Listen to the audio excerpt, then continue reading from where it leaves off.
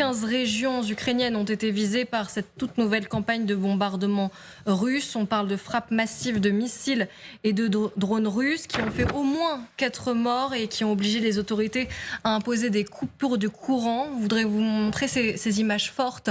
Il était tôt ce matin en Ukraine lorsque les sirènes d'alerte ont retenti dans plusieurs villes, à Kiev et dans d'autres régions du pays. Regardez ces habitants de Kiev qui ont été filmés ce matin dans une station de métro. On va les écouter. Ils chantent l'hymne officiel de la ville.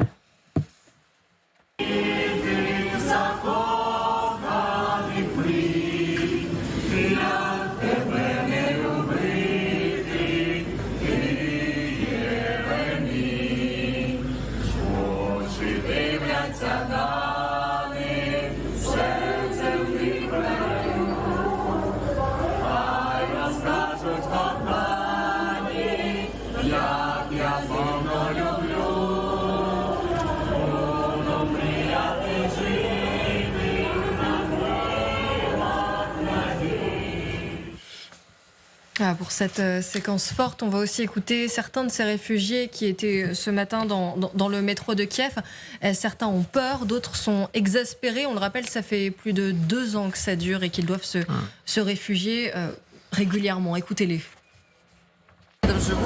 J'habite près d'ici, c'est l'endroit le plus sûr. Il y a toujours de la lumière et de l'eau. On peut y recharger son téléphone.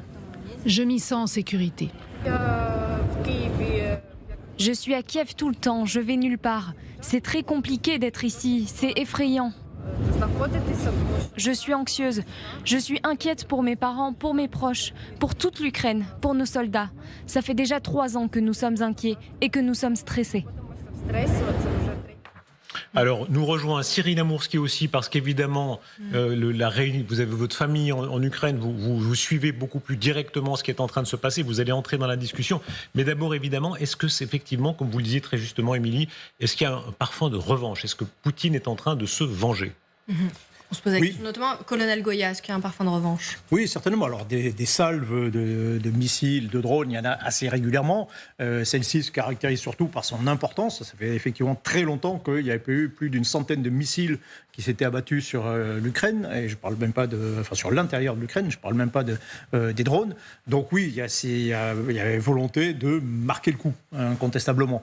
Et de frapper. Alors, toutes ces frappes, comme d'habitude, visaient plutôt le secteur, le réseau électrique. Mais il y a des frappes sur les villes. Quand on frappe sur Kiev, c'est toujours symbolique. C'est vraiment pour montrer quelque chose. Donc voilà, on marque le coup.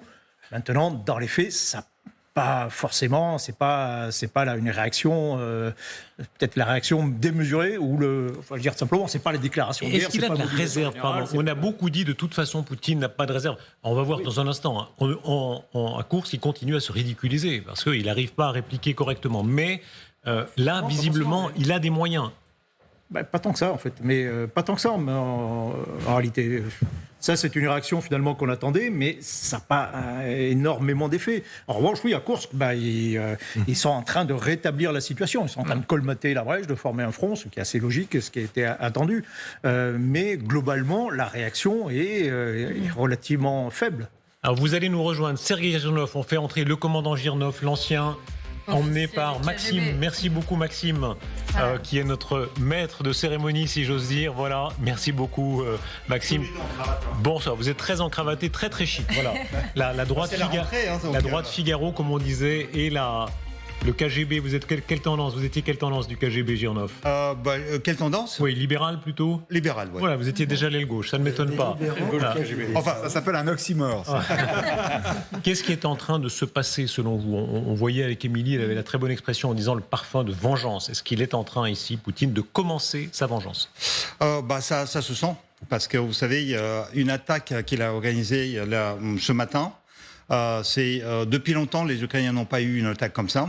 Et donc ça, on a vu un peu cette vengeance lorsque les Ukrainiens ont bombardé pour la première fois le 8 octobre le pont de Kerch. Et donc le 9, il a nommé Surovikin à la tête de l'opération spéciale. Et le 10 octobre 2022, une attaque de cette sorte a été organisée avec plus d'une centaine de frappes. Et là, je dois vous dire que ce matin, j'ai fait les Skype avec les chaînes ukrainiennes. Elles étaient toutes coupées. Il n'y avait pas d'électricité, mais ils continuaient à travailler, à bosser. Donc, en fait, ils ont pris l'habitude. Mais ça se sentait qu'en fait, il y avait vraiment sur cette frappe une ère de vengeance de Poutine. Ouais, on va regarder une carte de cette Ukraine qui a été touchée ce matin. Vous allez le voir, et il y a peu d'endroits qui a été épargné. Regardez, c'est à peu près tout le pays qui a été touché. On le rappelle, 15 régions ont été visées par cette campagne massive de bombardement. Avant d'aller voir Cyril Amourski, on vous montre juste une dernière image, une image de la télévision ukrainienne où vous allez voir une présentatrice qui est en train de faire son journal lorsqu'elle est plongée dans le noir. Не проти дипломатичного вирішення.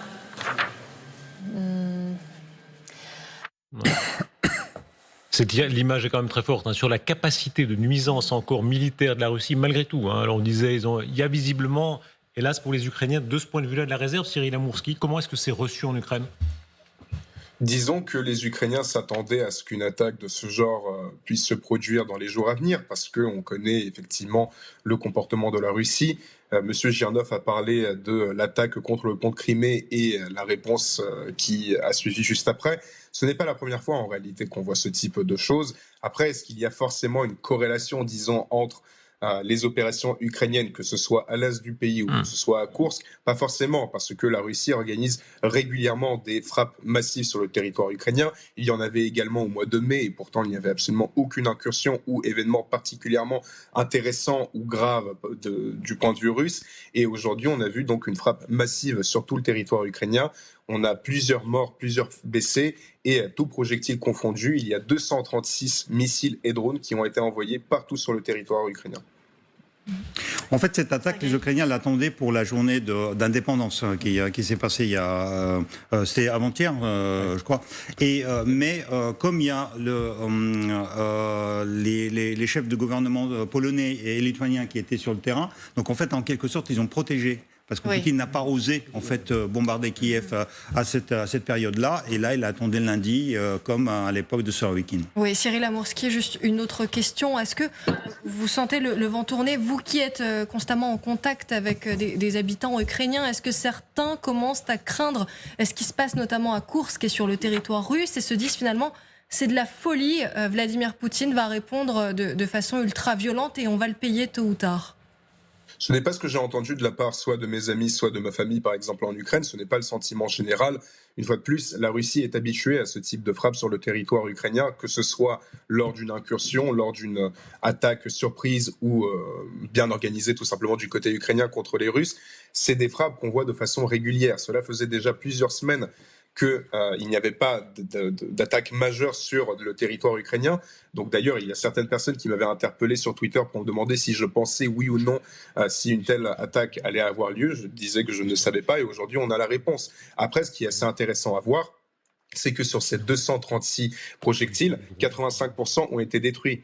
Donc c'est un taux extrêmement élevé, surtout si on compare avec la période du mois de mai. Au mois de mai, on parlait à peu près de 60-65% de taux d'interception, surtout dans des régions qui sont frontalières à la Russie, donc les régions de Kharkiv, les régions de Donetsk et de Louhansk. Et là, on voit qu'on a un taux d'interception élevé, avec d'ailleurs un missile Kinjal qui a été apparemment détruit par les forces antiaériennes. Et regardons l'image, peut-être on peut appeler deux images. D'abord, c'est cet hélicoptère qui tire sur le drone Shahid. C'est une des images les plus extraordinaires qu'on ait vues ces dernières heures.